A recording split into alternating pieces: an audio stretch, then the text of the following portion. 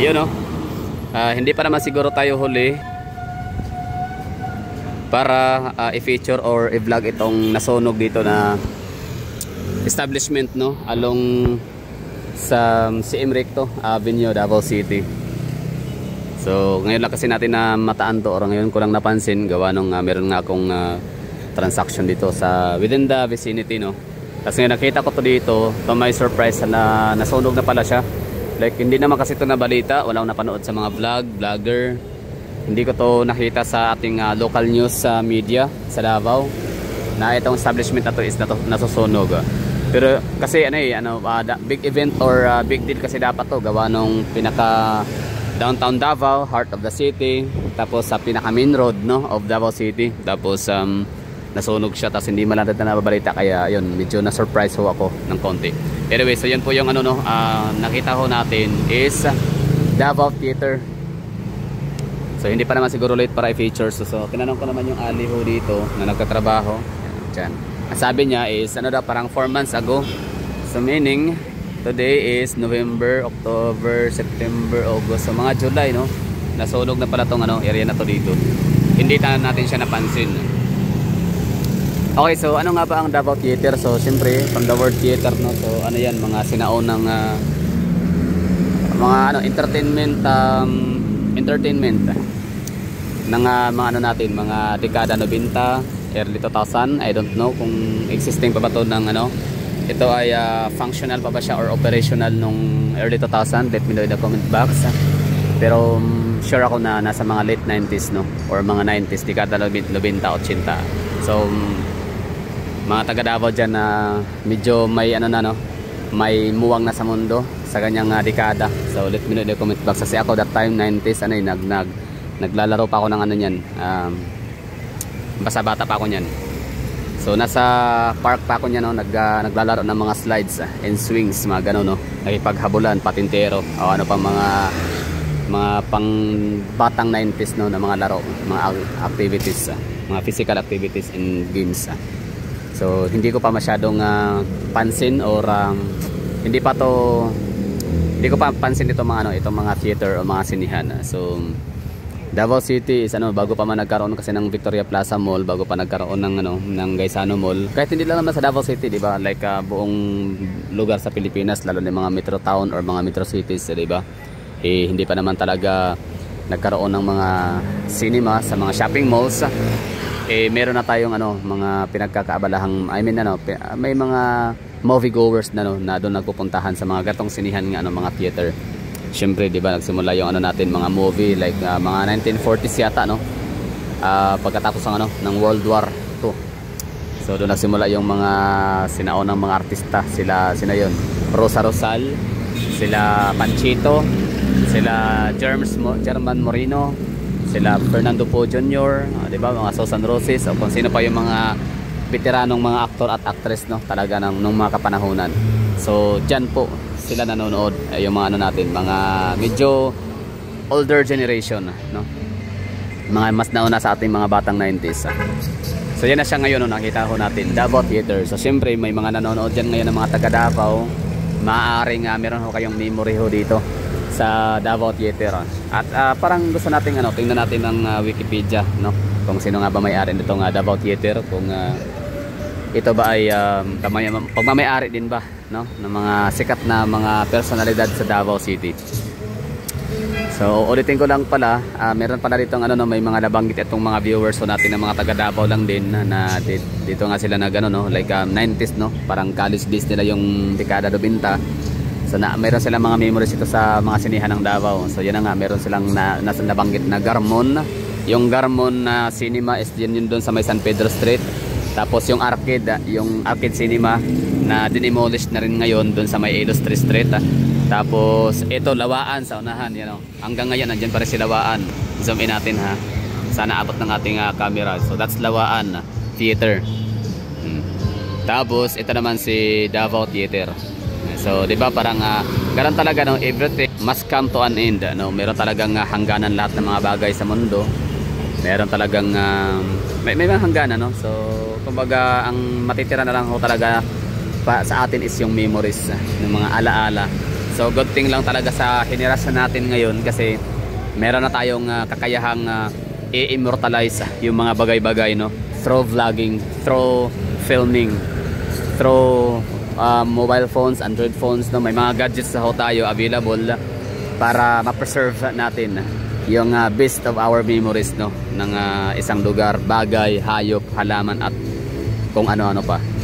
So ito yung ano natin, tinignan ngayon, no, Davao Theater. So i-Wikipedia ho natin, try natin hanapin yung mga link information about Davao Theater, kung sino nga ba ang may-ari nito, kailan ito napatayo. Sana meron tayong makuhang information na legit.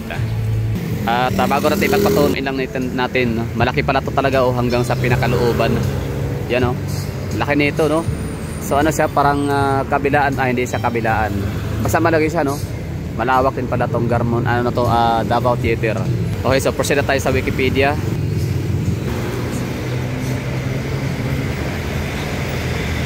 So yun, tinanong ho natin si Wikipedia, who is the owner? Who is the owner of Davao Theater? Ganda ng namin dito, astig, oh. Sorry, commercial. So ang ganda ng natin dito, tinanong ho natin si Wikipedia, who is the owner of Davao Theater? So may nakalagay, ang sagot naman nito is there isn't much information about the owner of Davao Theater right now, but here's some related information about theaters. So mayroon siyang nilagay dito, I don't know kung related ba talaga to kay Davao Theater. Pero nakalagay dyan is Globe Cinema, Dansiri Abasan, and Gold Star Enclave, Globe Theater, Limit Theater by Robert Lamley and his son Greg. Bakit to nilagay dito sa as link? No, hindi naman yata to basta yan lang ang sagot sa atin ni Wikipedia is there isn't so much information about the owner of Davao City right now, or Davao Theater right now. Tapos ngayon meron tayo dito nakitang origin of Davao Cinema, names by. Okay, so basahin natin to kahit paano, no, meron tayong ma-share sa inyo na lang dito para sa mga busy dyan, no, na wala nang oras para mag Wikipedia. So ako nang bahala. Okay, so this is Davao. Since theaters entered the consciousness of Davao moviegoers, over 24 cinema houses have been established in the city since pre-war times. Pre-war, so bago pa mag 1945, 1944, mga ganun, no? So since pre-war time up to the time when the malls started to host entertainment and theatric establishments. The entry of shopping centers also signaled the slow demise of these traditional standalone movie houses. Many of the names theaters in Davao did not just surface as a matter of choice. Many of them were inspired by similar cinema names that graced the entertainment center of Manila from pre-war period to the last decades of the 20th century. So medyo mahaba-habang basahan to, ha, pasensya na. For one, movie houses like Garnet, okay. Garnet. For one, movie houses like Garnet, Garmond, Golden, and Galaxy, all starting with letter G, were named after the Garcia family, which owned them. O, diba? Yun pala yun. So, dito sa Davao, ulitin natin, no? Ito yung kumbaga, gusto ko lang siyang i-digest. So, ang mga movie houses dito sa Davao City is napakarami, no? Like 12 nga daw, no? Merong 12 movie houses, standalone movie houses.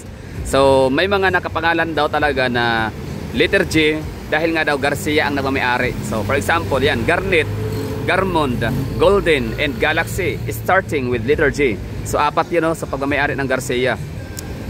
Which on them, Galaxy, as a matter of nostalgia, was one of the famous cinemas in Avenida Rizal in Manila after the liberation period. The theaters of pioneering Pedro Escarriedo, including the one owned by his son-in-law Pedro M. Lat, also followed by that trend in Manila. For instance, Radio Theater and Santa Ana Avenue was named after the pre-war movie house in the National Capital Region in Manila Capital Region. Its Manila version, but in August 1929 was the first to show a sound film in the Philippines, joining the city theaters that borrowed their names from cinemas lined along Rizal Avenue, Manila, where Avenue Ideal and Ever, which in thick of Davao cities was along Oyangurin. The original Avenue Theater in Manila had a 1,000 seating capacity, 2 manual, 8-trunk pipe organ with its lobby bearing a marble finish flooring. Lyric, ayun, Lyric. So ito sa, di ba parang may Lyric din sa Davao, di ba? Okay, Lyric was the classic cinema at Escolta Avenue, then Manila Central Business District. It's Davao Equal along San Pedro Street. Ayun. So yun nga, Lyric no, sa Davao. Was owned by the Borgelis. Ever in Davao was established in Trowell District. Oh, Ever. Okay, may Ever din, no? So para Ever Gotisco. Meanwhile, in Quezon Boulevard, Manila was Times erected in 1939. It's Davao's version originally known for Davao Theater. Oh, ito na, oh. So kung sa Quezon Boulevard doon in Manila was Times erected in 1939, its Davao version originally known naman is Davao Theater. So ito na yun, no? Was opened in Claveria Street. So okay, dito natin magtatapos. Meanwhile in Sinirama, meron pa pala isa, no? Sinirama, CM Recto Avenue, the same street that hosted Davao's Copycat. Davao Copycat. Okay. So tapos na tayo sa ating katanungan dito. Sino nga ba may-ari ng ng Davao Theater? So wala nakasabi dito, no, kung sino. Basta yun lang.